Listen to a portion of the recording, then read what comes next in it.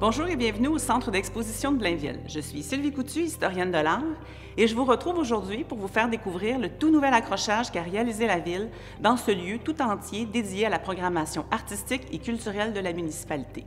Ce que vous avez sous les yeux est l'exposition Caméléon, plusieurs versions de moi d'Anne-Marie Boisvert, une femme qui peint sur tout ce qui lui tombe sous la main depuis l'adolescence.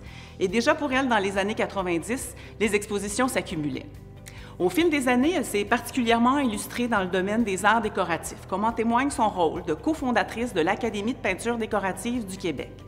Mais particulièrement animée par la possibilité constante de partager son savoir et sa passion, Anne-Marie Boisvert a développé des ateliers et carnets didactiques voués à l'apprentissage de techniques de peinture sur différentes surfaces, fondé le portail Internet Diffusart, dédié à la promotion des beaux-arts et des arts décoratifs, et reçoit sans relâche dans son studio des intéressés pour les initier à l'art dans une approche tout à fait conviviale qui vise avant tout à stimuler leur créativité. Dans la présente exposition, elle nous offre un généreux aperçu de plusieurs collections de sa riche production, toutes réalisées à l'acrylique sur toile. La collection En mouvement, par exemple, avec des thèmes comme zen, vital, exploration, seul sur mon île, dénote bien le bien-être et la sérénité qui habitent cette femme en constante évolution. Au sein de compositions à la gestuelle concentrée, bien maîtrisée et de gammes chromatiques apaisantes, l'artiste joue avec les mots pour mieux venir à notre rencontre. La collection Pantone, constituée majoritairement de toiles abstraites, permet à l'artiste d'explorer l'impact visuel, voire émotif que peuvent engendrer les couleurs. Pour l'artiste, l'art est avant tout un moyen de communiquer. Et comme elle le dit elle-même, peindre, c'est écrire avec des couleurs. Quant à la collection Volage, elle nous dévoile une Anne-Marie Boisvert rêveuse et observatrice, qui se concentre sur la nature et les êtres zélés qui incarnent la liberté et guident son inspiration.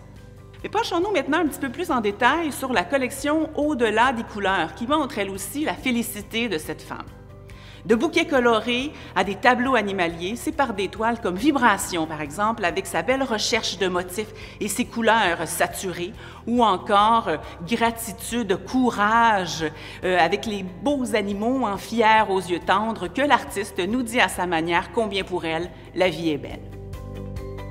Les œuvres de cette série présentent la particularité de dissimuler des mots symboliques invisibles au premier regard puisque peints à la peinture UV et qui se dévoilent donc sous une lumière appropriée.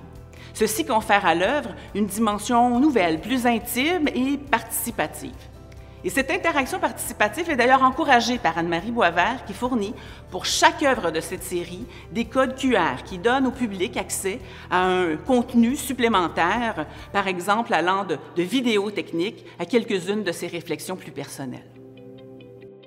Le Centre d'exposition de Blainville accueille également des toiles de l'artiste blainvillois André-Pierre Lampron. Celui-ci s'est initié aux arts visuels dès l'adolescence par le biais de la photographie, puis plus tard des études cinématographiques qui lui ont permis de pousser un petit peu plus loin son sens de l'expérimentation. Ensuite, la peinture est venue compléter cet éventail de recours créatifs et lui fournit aujourd'hui un moyen d'expression qu'il considère essentiel à son équilibre. Ayant préféré de loin poursuivre son cheminement artistique au-delà de la figuration, il a tout naturellement développé une pratique concentrée sur les tons, les valeurs, la matière, les reliefs, osant puiser dans l'inconscient pour créer des œuvres authentiques, infusées de sa propre personnalité. Fort de cette démarche instinctive bien affirmée, André-Pierre Lampron s'illustre maintenant de plus en plus dans le cadre d'expositions collectives et en solo dans la région des Laurentides.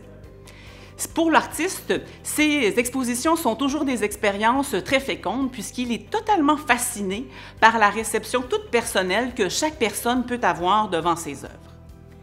Il est vrai que l'art abstrait est apte à créer toutes sortes d'émotions, de l'indifférence la plus totale à la fascination absolue, dépendant des dispositions du regardeur.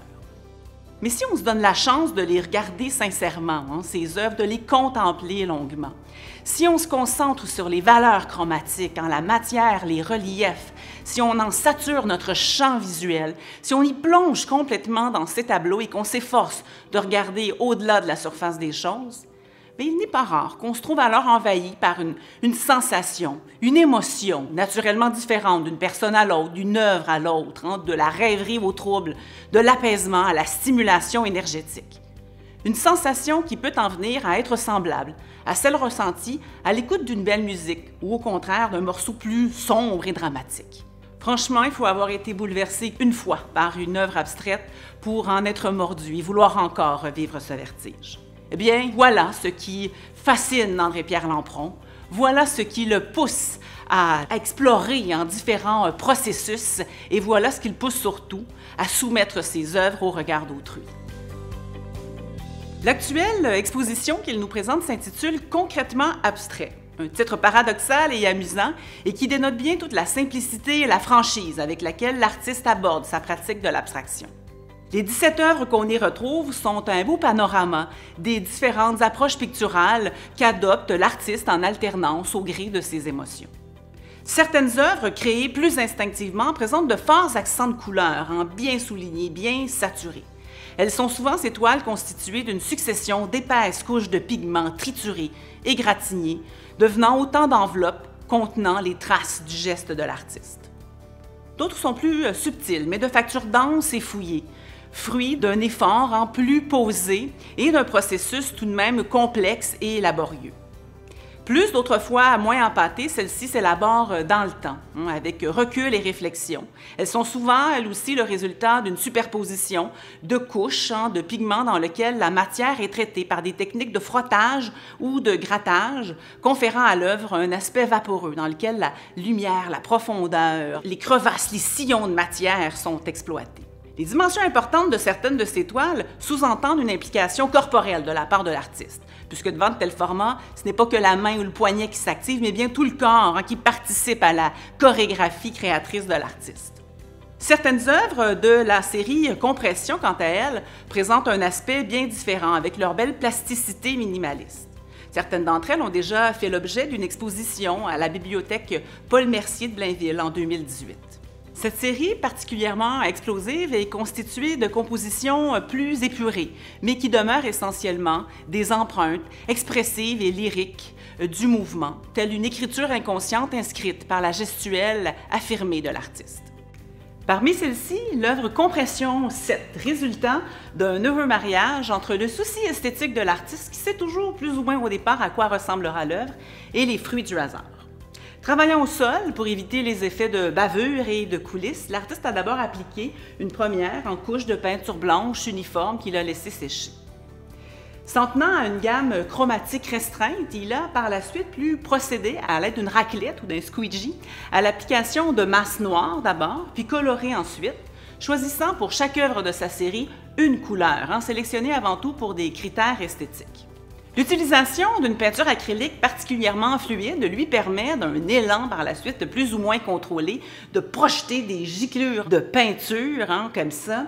Soucieux est-il à ce moment-là de structurer ou de rééquilibrer la composition. Au cours du processus, des accidents, des imprévus deviennent des éléments constitutifs avec lesquels dialogue l'artiste.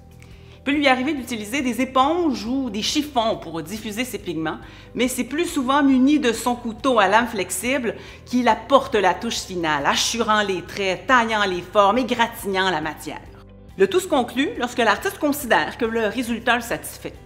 Mais une fois l'œuvre observée à la verticale, il peut arriver que le sens de la composition soit appelé à changer, puisqu'André-Pierre Lampron demeure très réceptif aux impressions suscitées par ses œuvres et n'hésite pas à changer le sens de l'accrochage si, après la création, une évidence s'impose. Rappelons-nous, un tableau abstrait, c'est avant tout un espace de liberté pour s'y promener sans directive, donc libre à nous, à chacun, de l'interpréter à sa façon. Maintenant, le temps est venu de laisser place à votre intuition. Et en vous inspirant de cette œuvre de la série Compression, créez de façon affranchie et de toute contrainte et de façon assumée votre propre tableau abstrait. Laissez monter en vous l'impulsion, l'émotion, très instinctivement juxtaposer tons, traits, taches, rayures. Frottez la matière, créez des effets de texture en superposant des couches de pigments qui créeront de subtiles modulations chromatiques. Puis projetez des giclées de peinture fluide. Procédez par une gestuelle délicate ou furieuse selon le besoin ressenti et évidemment l'espace disponible. Espace qu'il faut avoir bien pris soin d'aménager préalablement. Si vous pouvez vous le permettre, ne vous en tenez pas qu'aux limites du cadre, mais comme André-Pierre Lampron, osez le geste large et libérateur. Et maintenant, il ne me reste qu'à vous souhaiter bonne chance. Sur ce, je vous salue et vous dis à la prochaine.